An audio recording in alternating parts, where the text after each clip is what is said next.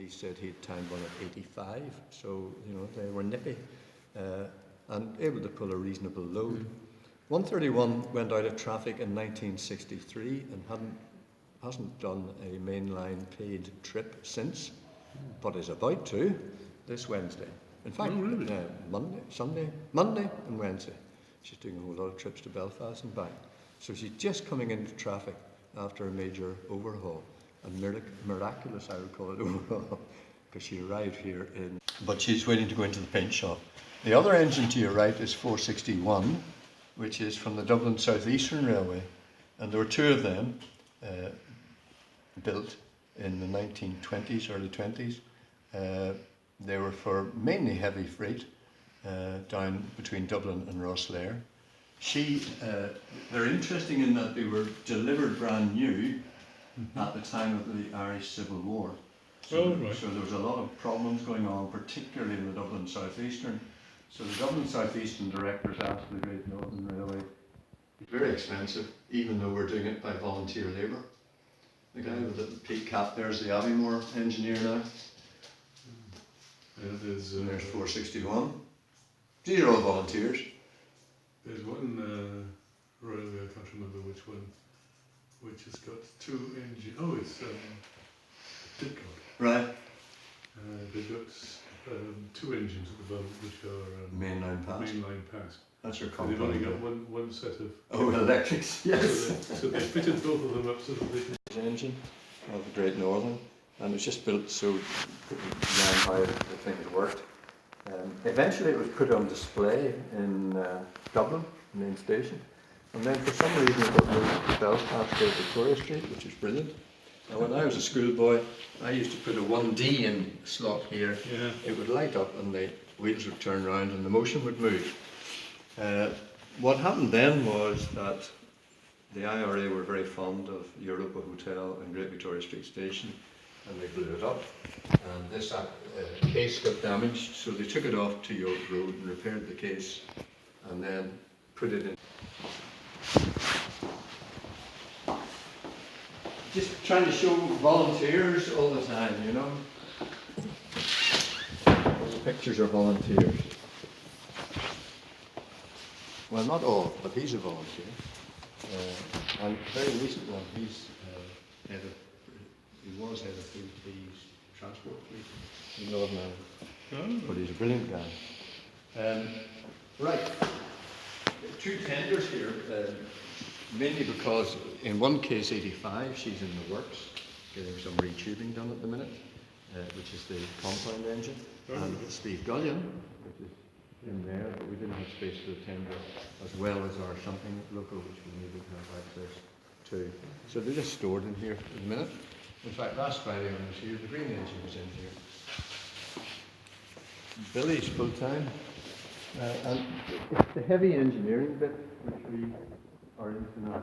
You were asking about piston. This is a piston. So it would be lying like that normally. So it's safer this way up.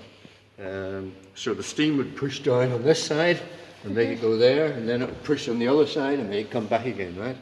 And it would be connected then through this bit to the rod side and make it go round.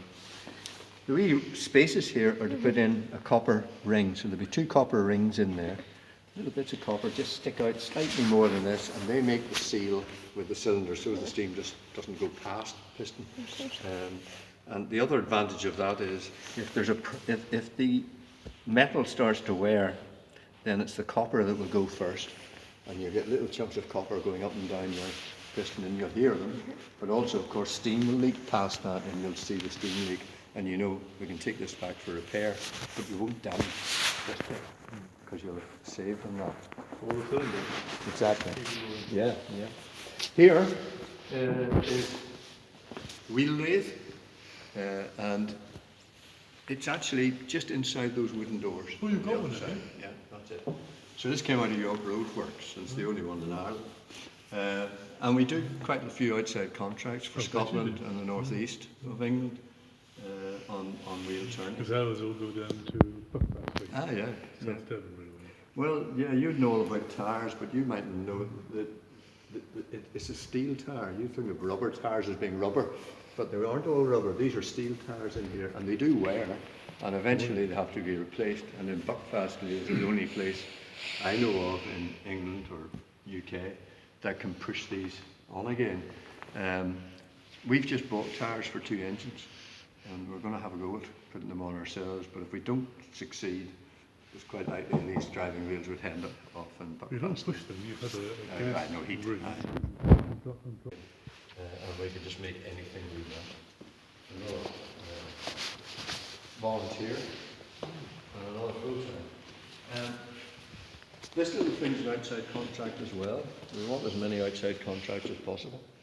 There was a very early electrified tramway between Newry and Bestbrook, down near the border.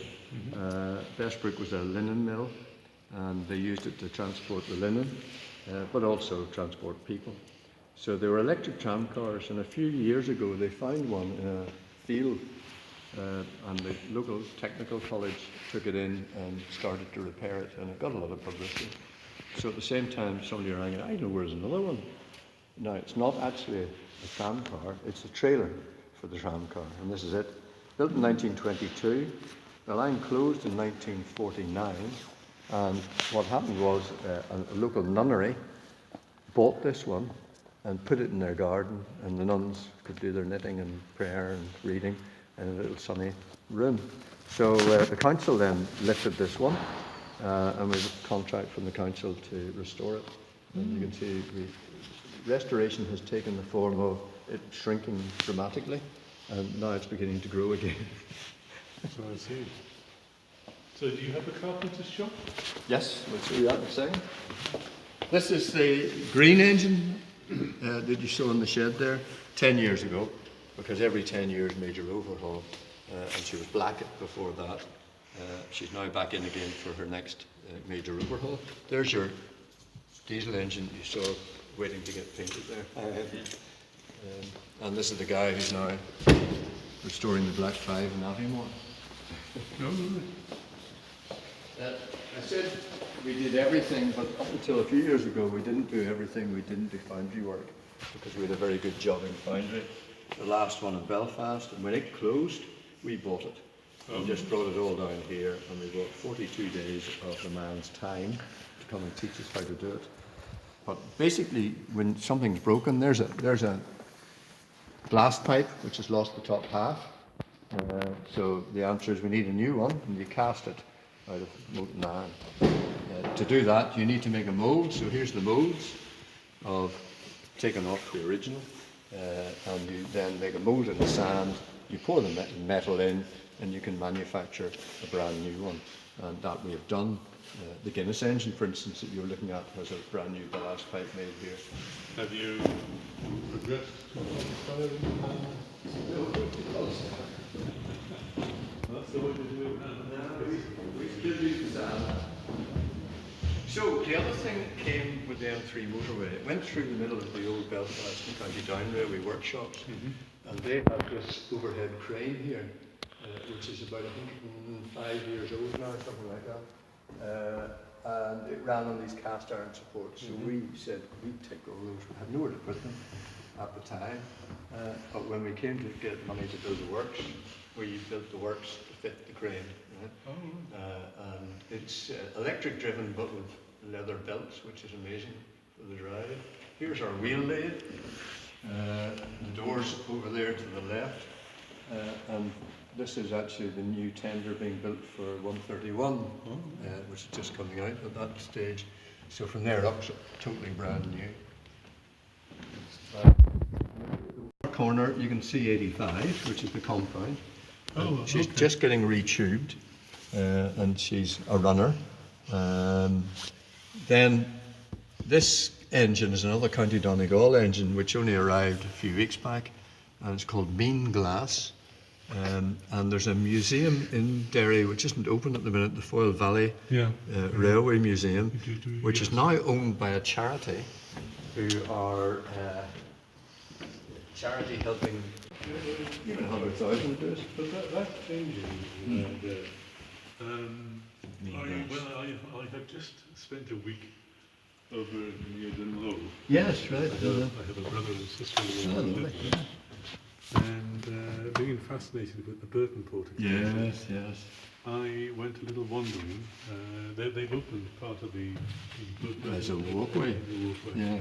But I went up into the hills and found a bit of the original track. And, it's amazing. I was really interested to walk along there. Now, that would have been possibly one of the ancients who ran them there. Well, that was County Donegal as opposed to Burtonport, which was the London, Derry, and Lough Swilly. Is that right? Yeah. That's right. Yes. So these were all kind of. I don't think there's a Burtonport engine around. That has survived. The reason these survived was this American guy, Dr. Cox, when the auction came for the sale of the old county. It's a bit warmer here, because this is the foundry. There's been an outside contract running, and they've been spending most of their time this week doing foundry work.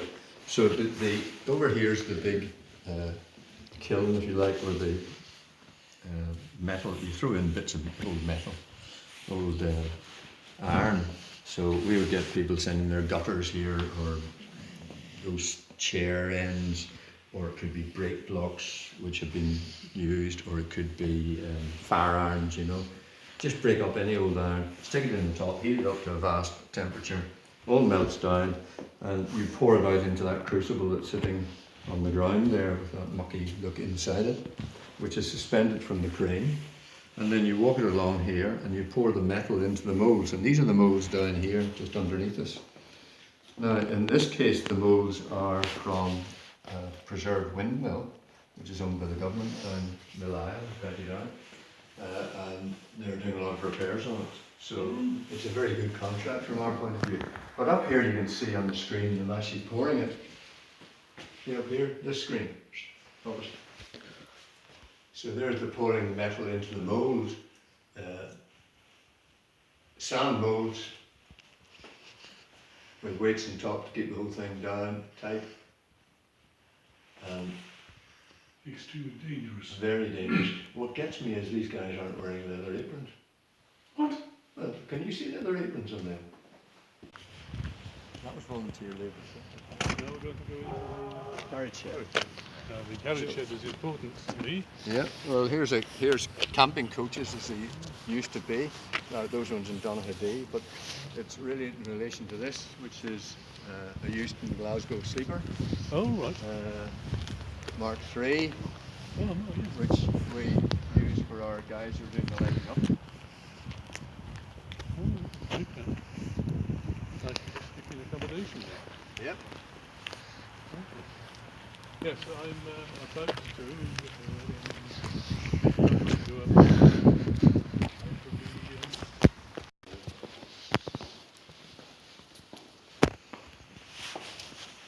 Our woodworking end. Now, we used to be an all wooden bodied mainline set, but that obviously in Northern Ireland that was got rid of very quickly after the big crashes down south and the deaths. And the consequence is we moved on to integral steel and Mark IIs. Pardon me, in the north, in the Republic, they were slightly less officious about it, and we've got something similar to Mark I's called the Cravens, which we run in the south, which are wooden body but with steel ends, with massive big steel uprights at either end of the coach. So this is 186, the sister engine to 184. Watch yourself, come on up. And she is basically as she was when she was taken out of traffic just a couple of years ago. Built in 1898, 99, somewhere around there. As I say, one of the most numerous class. She has a wee bit of electronics, but she had to have a speedometer in the recent time, but she hasn't got the full electric kit. Our engineer was very tickled with the German engines with their lighting for gauge glasses and everywhere else, so we moved into the modern world, German style. However, you wanted to know how these things work, didn't you? So the driver would have been over here and the fireman here. And it was not rail connected. and it was the only coach built in the bus works, which was kind of interesting, which meant it was a bit hard to deliver. In you go. Mind the pint of Guinness, please? You're behind the bar, right? So it's been done up just to give a view of what a dining car was like, and also how the different companies put their motifs and so on into the crockery and the silverware and so on. This is it being delivered to York Road. So there you are, Scammell outside Belfast City Hall as she's coming round, probably on the Sunday morning was the normal way of moving railway vehicles. So it's a wooden coach? Yes. It was used by us on our trains for a long time. Captain Townsend, of course, travelled in it. Princess Margaret's bow. So it has had some famous personages. And it was used on the Queen's tour of Northern Ireland on her coronation as the main kitchen for her dining. Although she didn't travel in here, she travelled in another coach.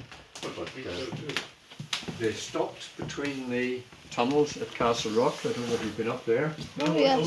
Which is beautiful. It's on the main line. You've done it. Yes. Well, they stopped in between, and it was very easily protected. So they then had their lunch there. So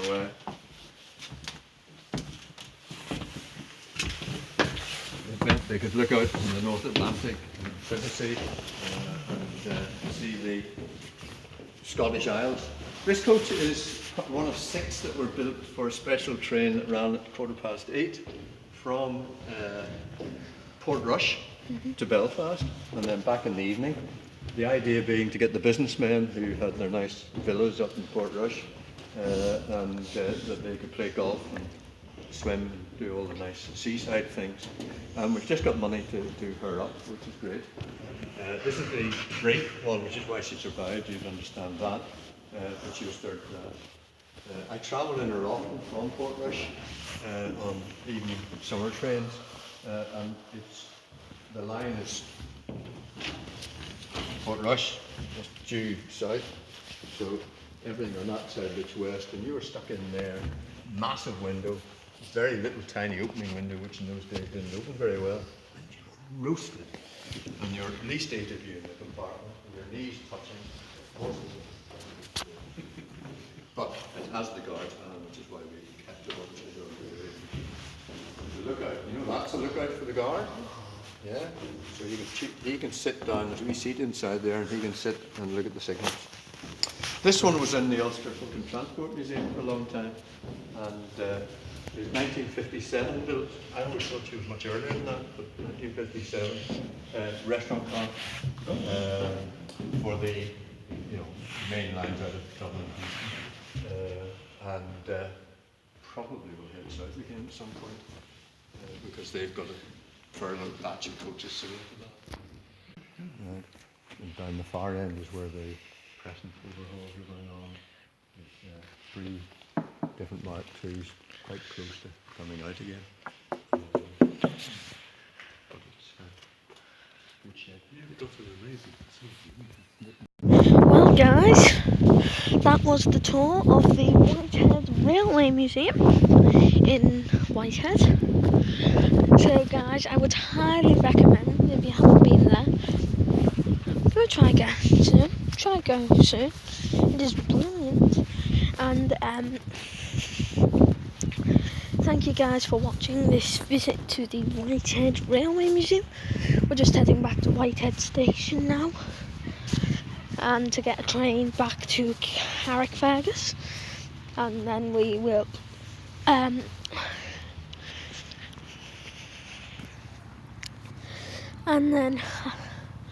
then I'll upload this video, and it was a great experience. You got to learn more about the Mark IIs, all that. So we're just leaving the place here.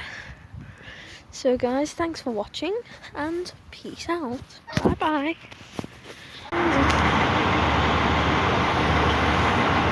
So about to board the 15:45 service to Great Victoria Street. We'll be alighting at Carrick Place. Here it is, number